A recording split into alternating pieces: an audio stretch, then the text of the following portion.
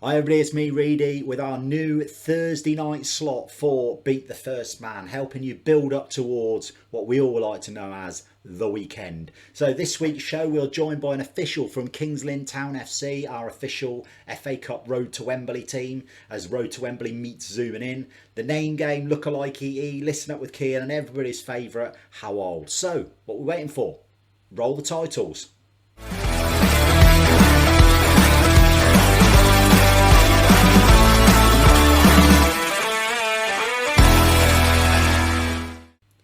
So episode 62 then of our little show, the modern day Soccer AM, but with about half the budget of Soccer AM. If you are new to the show, welcome on board the BTFM bus. One thing we do like to do, just make sure you click subscribe down below. Don't forget to ring the little bell so you never miss another episode. But most of all, get involved guys, leave your comments down below, drop the likes. Get involved on social media. Find us on Twitter, Facebook, Instagram, the full works. This is Beat the First Man. It's your show as much as my show, and I want you all to be part of it. So, time to get your guessing hats on as we tackle the game that is How Old, where quite simply, I put up the picture of an old footballer. All you have to do is guess how old he was when that picture was taken. Simples. Except it never is. So back to the holy grail of how old's this week as we go north of the border back to Scotland. A goalkeeper who started his career at Stenhouse Muir before securing a move to the blue half of the old firm, signing for Rangers. He was at Rangers for 7 years where he played mainly understudy to club legend Peter McCloy, but he still managed to amass 99 appearances. I mean, that's just evil. You'd have given him one more game, wouldn't you? I mean, even the Newcastle owners gave Steve Bruce one more game before firing him out.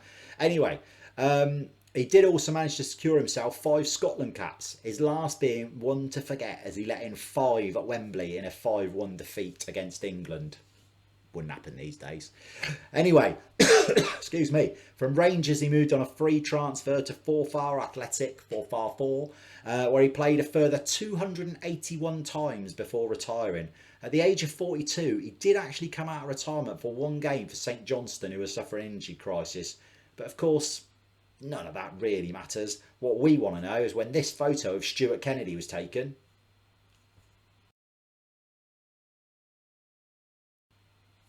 How old was he? Answer to be revealed along with Ted at the end of the show.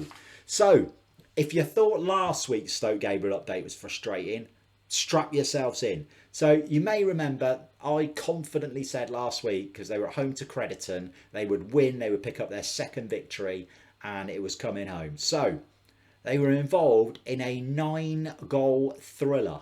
With just minutes remaining, it was 4-4, and it looked like we were heading for a second 4-4 draw of the season. That alone would have been pretty incredible. But alas, no. Crediton scored a late penalty to win 5-4. Ah! Gabriel boys, come on! So anyway, this week they're back on the road. Can we get our first point on the road? It'd be a tough ask away at an Axminster side or in the sort of top half of the table. But in the famous old words, never say never. Every dog has its day. Come on, you Stokey boys. So let's see whether Stoke Gabriel can get that first away point of the season on Saturday.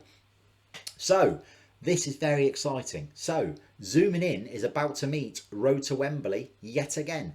You may remember in the last round we had the guys from Peterborough Sports on here. They went out to Kings Lynn Town, lost 2-1. Kings Lynn Town, a full-time side in the National League. Could we get someone to come on from Kings Lynn Town? Yes, we could. Of course we could.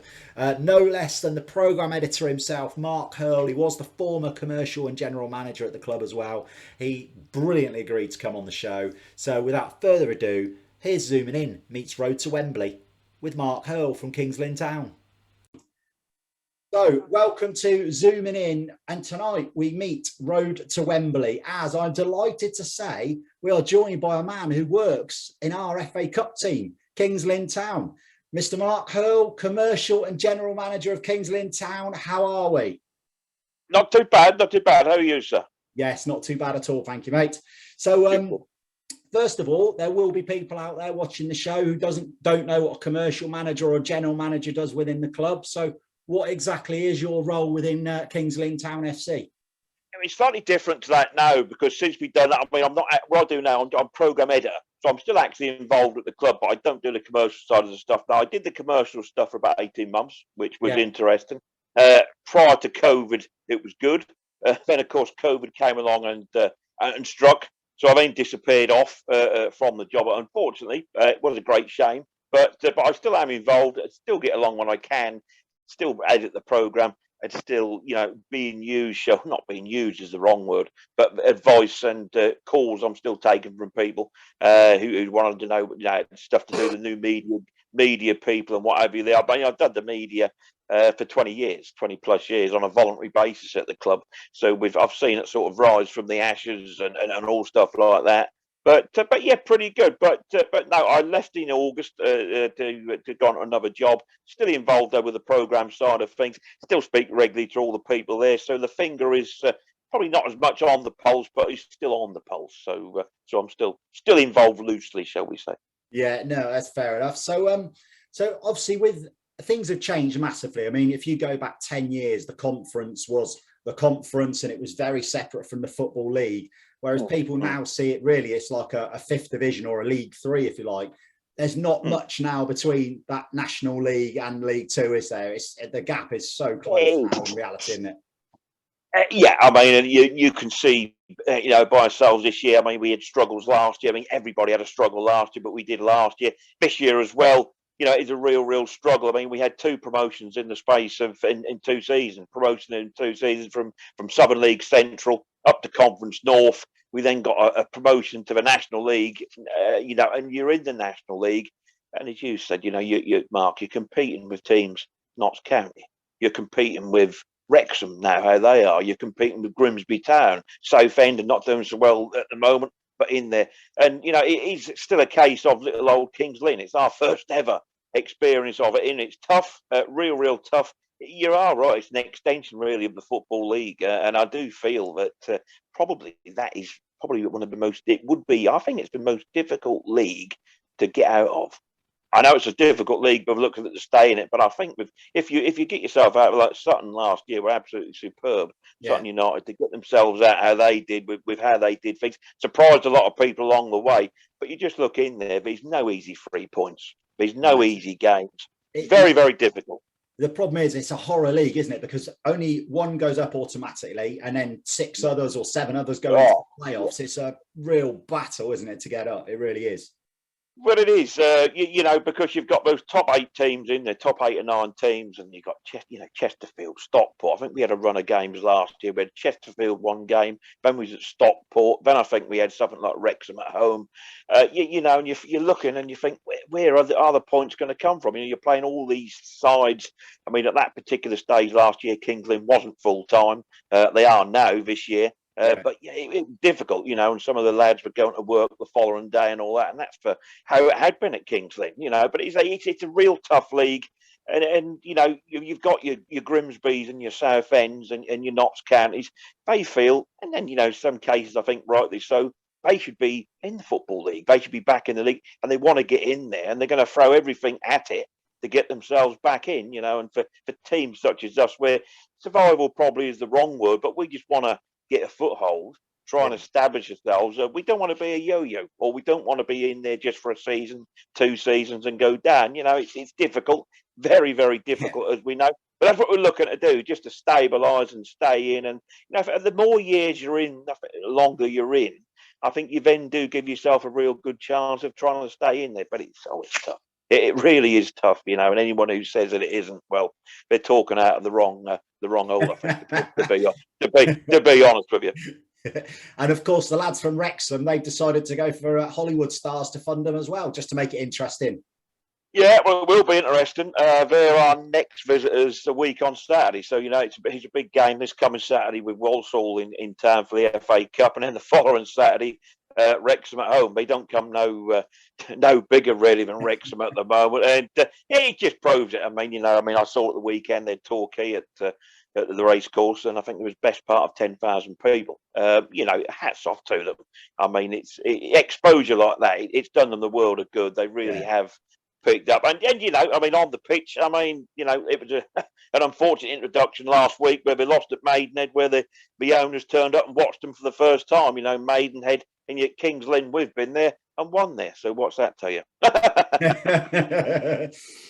So I started this road to Wembley right the way back in August, and having been a club who've come through the ranks, you know what it's like. It starts at the very, Oh, very early part of August. We it picked a does. club, we followed them through. We got to Peterborough Sports. They were our club in the last round. They were brilliant on here. They came on. They were so much fun when they Yeah, came on. They obviously yeah, went to you guys. They knew they were up against it. They, you know, they made no bones about it. And if any sort of result would have been an amazing result. But they gave you hell of a game, didn't they? From what I read. Well, I mean, Peterborough Sports are a great side. I mean, they really, as you said just before we talk about them, you say about you've started off in August. I mean, we used to here regularly start off in September. You Yeah, know, the first or second week September, first qualifying round, second qualifying round, or whatever, and we'd have 2 or 3 games, and really to reach the fourth qualifying round was a big thing. I mean, now where we are at present, you know, you go straight to the fourth qualifying round, so you win a game, you're in. You know, yeah, but I mean, it's a big thing for clubs. And for Peterborough Sports, when that draw came out, and you know, we're not having the best of seasons really at the Walks this season. You know, I was just grateful that that match was at Kings Lynn. Had it been at Peterborough, I think that would have been even tougher. It was tough enough at Kings Lynn. yeah. They really gave us a game. Michael Gash, our ex-striker, was playing for them. Scored first. Scored. They were winning 1-0. Yeah. We got the equaliser just before half time, and then got the winner just after the hour mark. But they pushed us, and you know, towards the end, they also had some good chances. They're a great team. I mean, they've got a real good bunch of players there. Jimmy Dean is a great manager who they've got there. He's a great character. Been at the club now for a few years. I mean, we used to play them. I remember for in friendlies, pre-season friendlies, probably a couple of 3 times. Only just down the road, Peterborough from here. Yeah. So, you know, but it was a great game. Brought a lot of supporters. They enjoyed themselves on the afternoon. We squeaked through. I think probably overall, the Linnets just about deserved the win on the day. But Peterborough were very, very good. And, you know, I would like to think that they're going to win the league for the Southern Central this year, get themselves into the Conference North or South for next year. Because, you know, the team they've got, I'm sure, would more than hold their own at that level. Yeah. Very, very worthy opponents. And they gave us a tough game, really did. Yeah. So yes, so now we embrace the boys from Kings Lynn Town. You are our new team for the FA Cup. Now we want to go all the way to the third round proper with you boys. No messing about, no dibbing out in the first No round. pressure. No pressure. No pressure then, eh? No I mean, pressure it's at all. So go on, sorry. no. So obviously the draw came out for the first round. You drew Walsall at home, League Two side. So had a little look at Walsall. Now, I mean, talk about consistent. So they played 15, won 5, drawn 5, lost 5, scored 19, conceded 19. So you probably don't get any more consistent than that in terms of what they are. But Very consistent. they're beatable. Very, yeah. I mean, look, you know, I'm not going to sit here and lie to you and say, oh, you know, we'll be confident, which we are. We'll go into it. And I think, I mean, I've written my article for the programme today, my editorial, and I said in there, there's no pressure. The pressure is off of us this weekend. You forget about trying to go out and gain league points. It's a one-off. It's a hit. You've got one hit at it, 90 minutes to have a real good go. And it might just be that our players will, you know, feel the pressure of looking for league points released from the shoulders for the afternoon, and they can go out and express themselves. You know, the trouble has been really with us this year that we're playing some fantastic football, but we're struggling to get an end product. Yeah. And every team we go to and every manager we play, oh, you play some lovely football. I always say under my breath, well, yeah, you would say that. You're probably just beating us. However, we are playing some lovely, lovely football, but it's just the final end product. And, you know, that's what you're judged on. If you're not scoring goals, you know, you're going to struggle to win matches. And, you know, you make the conference, the National League, going back to the National League again, we say about how tough it is. Every mistake is punished. You make a mistake in there, it's punished. It's fine lines. You know, but Walsall, yeah, I mean, look, you know, they're a league side. They're going to come along and they will be favourites, obviously. But it would be nice just to upset the apple cart. We did it last season. You know, we went to Port Vale in the first round and won there, 1-0. Yeah. Got a great win there. Went to Portsmouth for round 2. A little bit different there. I mean, Portsmouth on the day was superb. Gave us a real good lesson in football. Scored after 2 minutes. You know, we were 2 down, I think, after a while. But between them getting the second goal, we had 2 great chances and didn't take them. Yeah. So again, had we have taken it, but it's all ifs and buts football, isn't it? But I mean, look, Walsall's going to be a huge challenge. There's no doubt about that. They're a good side. In Matt Taylor, they've got a great manager. He was a good little player, wasn't he, when he used to play for Portsmouth and West Ham? He's a good lad there. First managerial appointment, but he's doing well. And I looked at the table, and yes, they're 14th, but it's that tight in that division.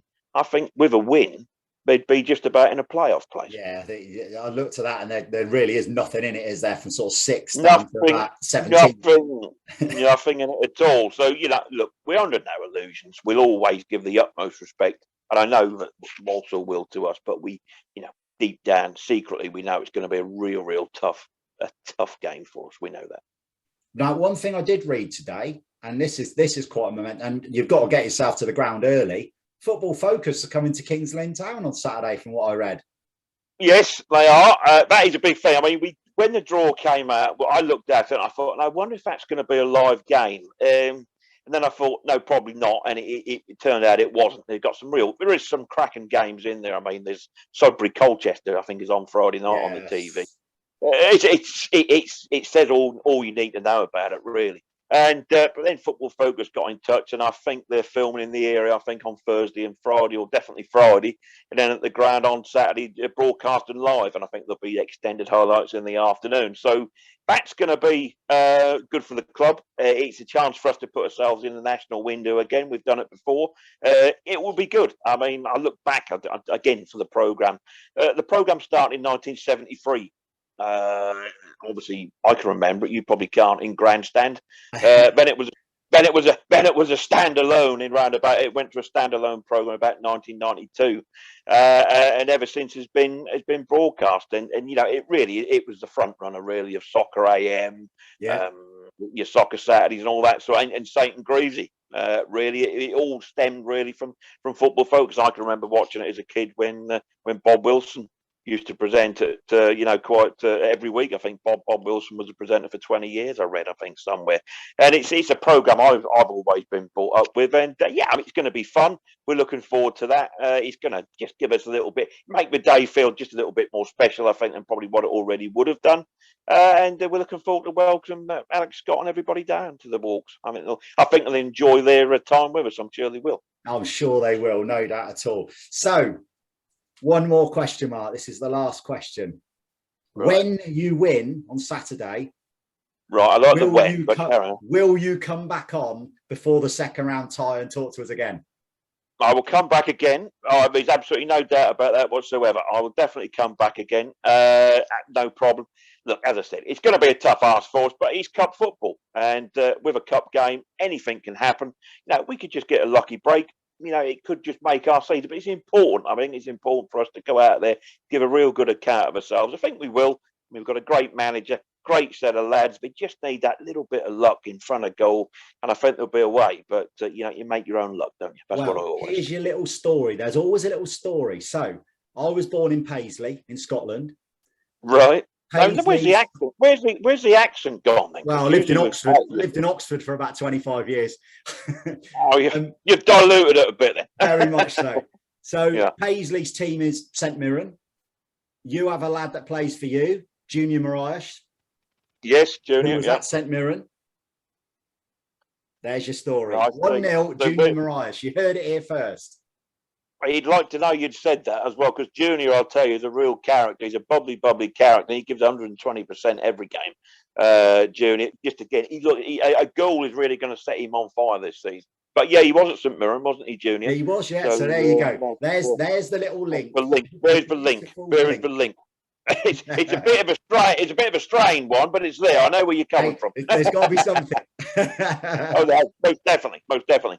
Mark, we wish you all the very, very best on Saturday. Everyone from Beat the First Man who watches it, we're right behind you. We hope to see you again before the second round. I'm sure we will. Absolutely sure of it. And thanks for that. Enjoy your day.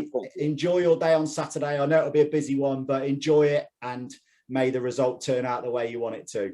But for now, Mark, thank you so much. And it's back to the show. There we go then. Massive good luck to the Kings Lynn boys on Saturday. You heard it here first. 1-0 Kings Lynn, Junior Mariah goal. Get yourself down the bookies. Get it on now because it's happening. So they got Walsall from League 2. Real tough game. If they get through to round 2, Mark has already promised as well, he will come back on again. So come on, Kings Lynn, you can do it. And don't remember, tune in to Football Focus on Saturday morning on BBC One, because they will be featured on there as well. Last weekend in the FA Trophy, well, the boys from Dunstan UTS did it again. They knocked out Bamber Bridge on penalties. So Dunstan UTS have gone through yet again to the next round. But it's one hell of a tough tie. They've been drawn away to Marine. You may remember last year they ran Tottenham close in the FA Cup. So, yeah, good luck with that one, boys. But, yeah, Dunstan UTS carrying on as we go on the road to Wemberley. Wemberley. We are BTFM and we're on the road to Wemberley. Wemberley. The name game. There's a little ditty we haven't heard for a while. It means the part of the show where we bring you a brilliantly named footballer. And this week it's an Aussie. So he came over here in early 2000. He signed for Swindon Town. And his injury time winner against Peterborough United actually saved the Robins from relegation, which makes his name even better. He then moved north of the border. He went to Kilmarnock, where he spent a number of years before eventually retiring back in Oz. So to all of you wonderful viewers, this week's a brilliantly named footballer. I give you Danny Invincible. Right, that is absolute shit. Who has done that? A, his name is Danny Invincible, not Danny Incredible. B, they're the Incredibles. A cartoon series, nothing to do with Danny bloody Invincible. Danny, sorry mate. Here's Danny Invincible. There you go. Shambles. Absolute shamble. You're all sacked. All of you. Go on. Scram. Looks for people running out of the room. Anyway, another name game will drop soon. Do not worry. So, easy like Sunday morning. Remember that from last week? We started off with the old half-time talks. Well, this week we are talking about the pre-match rituals part 1. Excuse me. So, this is about away games and pre-match rituals. So the team would split into 3 in reality. Those who turn up early, those who turn up late, and those who don't turn up at all. They were the 3 categories. No one turned up on time. There was early, late, not at all. So your early birds would meet at the usual meeting point. It was usually a McDonald's. You'd be sitting there chatting about the previous night's antics, what you got up to them. You'd probably have 2 cars. Bear in mind, you've probably got 12 players, maybe 11 at the worst case scenario to get into 2 cars. So at the actual meeting time, you've probably got about 6 players. Okay, you're probably playing 45 minutes away, and it's probably now 45 minutes before kickoff. That's what usually happened. So gradually, the odd straggler would walk in without a care in the world, stroll up, order his McDonald's, and sit down like, yeah, there was nothing to worry about. So eventually you've probably got yourself to about 9 players, and you've probably got 40 minutes to drive 45 minutes for your kickoff time. It ain't happening. You're going to be late. So you're already starting to think up your excuses for why you're going to be late. So at this stage, with your 9 players, no linesmen, 2 cars, you've got to start on the ones who haven't turned up. So you start with the pointless text message. Absolute waste of time. That is never getting answered. Total waste of time. You then progress to the just as pointless telephone call, because I'll tell you now, that ain't getting answered either. That phone is either on silent, in some jeans pocket on the floor of the bedroom, whatever. It ain't getting answered. So then one of your cars will head off to try and find said late people. Excuse me, sorry. 2 things. So you go to their house to start with. Bonus if they're there. If they're not there, well, you just have to give up, because where do you go from there? You drive around randomly trying to find them. Frantic banging on doors. Eventually you might get your centre-back opening the door in his pants with his hair everywhere, wondering what all the fuss is about. You drag him into the car when he's got some clothes on. If you happen to find another late one, you might end up with one of the players in the boot to drive to the game. But eventually you'll probably turn up about 10 minutes after what was the actual kickoff time, trying to plead with the referee that you're only late because you got stuck in traffic, even though he knows you're driving through villages on a Sunday morning at 10 o'clock in the morning. There is no traffic. So that is your pre-match rituals part 1. Next week we'll move on to pre-match rituals part 2, which will basically involve what happens inside the change room prior to an away game.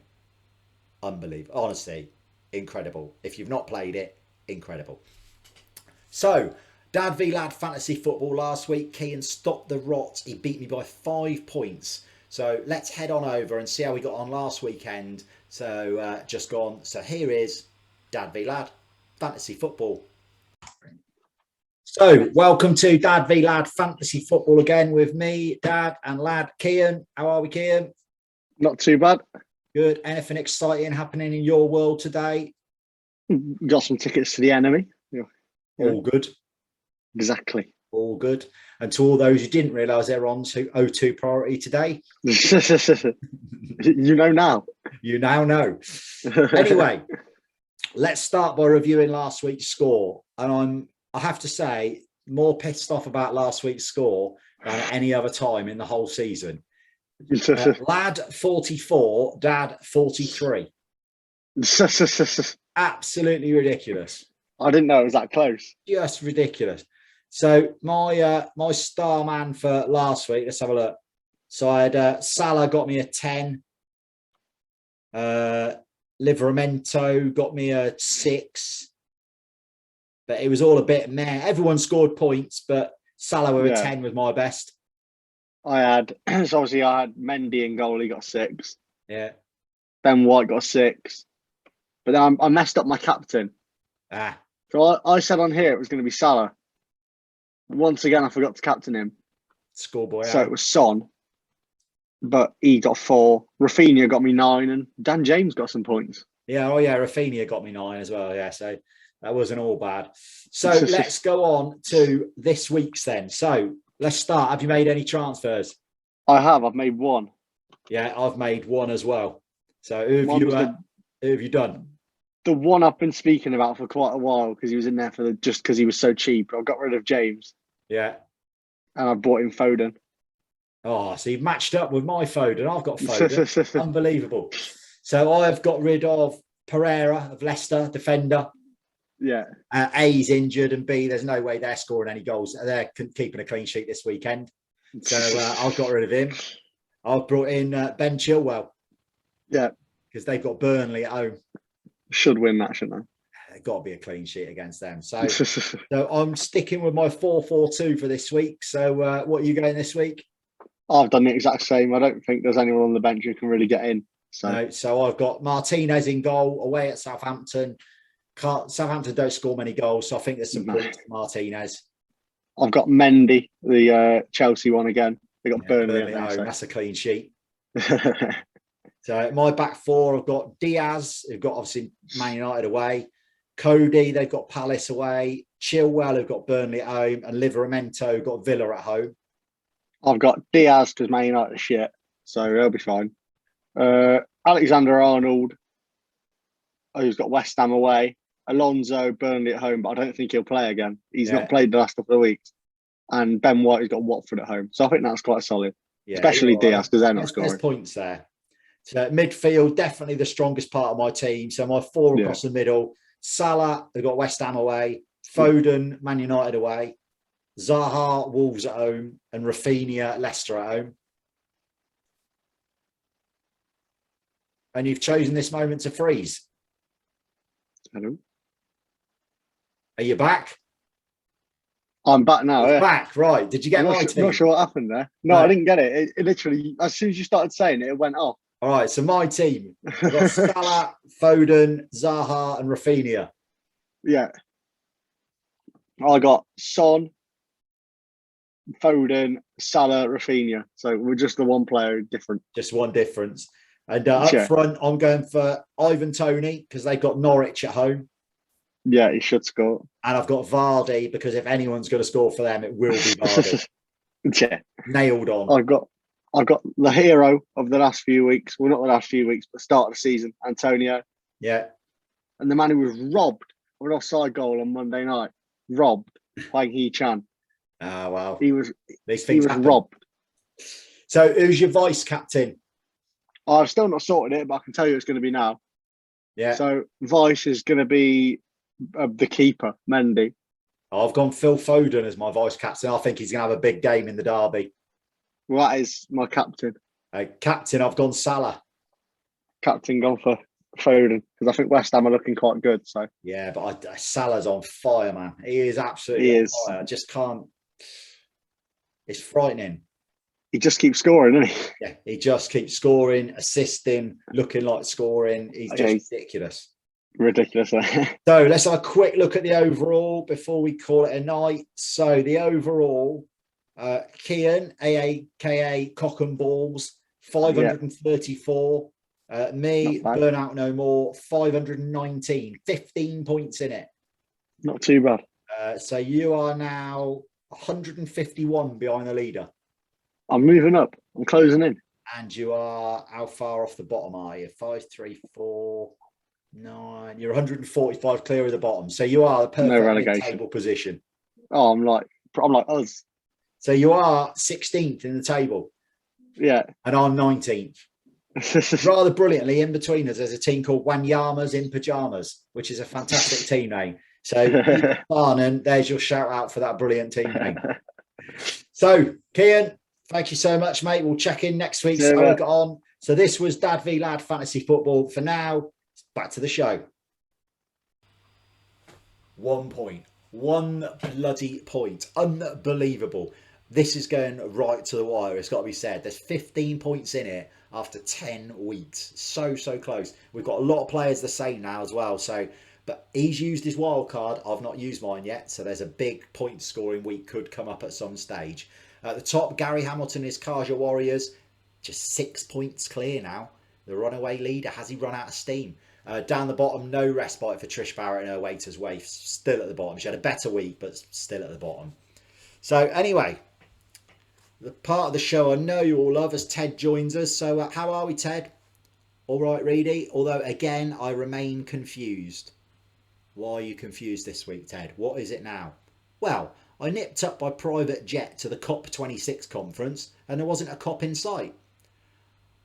Ted, 2 things. 1, it's not about cops. And secondly, a private jet. 2 things, Reedy. Why is it called COP26 then? It's as stupid as your how old game. And secondly, of course a private jet. What do you want it to do? Share a bus with like the public, normal people? Well, Ted, that's kind of the idea of the whole thing. The whole private jet thing goes really against what they're arguing about. There's a lot more stuff to it than just that. Lot more stuff, Reedy. So all those world leaders are there and you say they are discussing a lot more stuff. Factually correct, Ted. They are. And to be honest, when your brain is tuned for working with teddy bears and coming up with this shit every week, then to be honest with you, the best I've got for you is a lot more stuff. So have you got any nominations for us this week for your Little Knob of the Week trophy? There it is. Reedy, no nominations. Easiest winner we have had in ages. Really, Ted? I don't really recall that much happening from the weekend, mate. Well, Reedy, all you had to do was head to Leyton Orient v Hartlepool United. Of course, Ted. Fantastic shout. Yes, Reedy, this week's winner is a referee, Mr. Alan Young.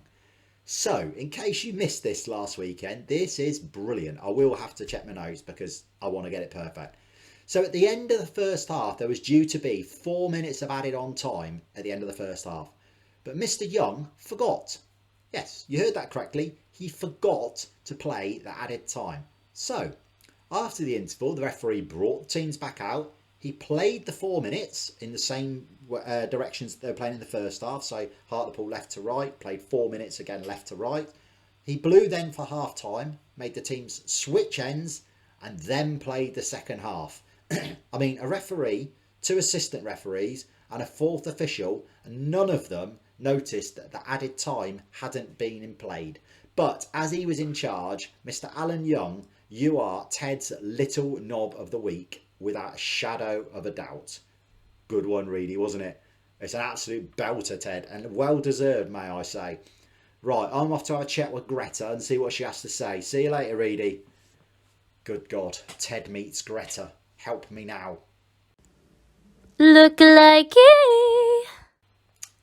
There's the little tune, which brings us to the wonderful part of the show where somehow we find footballers who look like football personalities. This one is an absolute gem.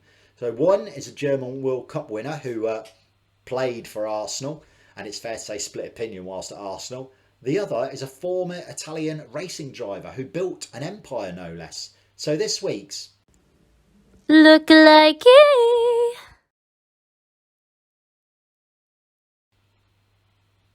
Yes, you have just seen that right. Mesut Ozil and Enzo Ferrari. Let's just take another look at that once more. That is frankly staggering. I mean, it's the same man. Has anybody seen Mesut Ozil and Enzo Ferrari in the same room at the same time? Nope, absolutely not a chance. Anyway, last week Kian gave us the tune Alligator by Kasabian in his feature Listen Up. So this time it's time to head on over and see what tune he's got for you this week as we go to Kian Says Listen Up. Hello everyone, welcome back to another episode of Kian Says Listen Up, and this week I've got another song for you to listen to. And we're sticking with the Kasabian theme, really, kind of.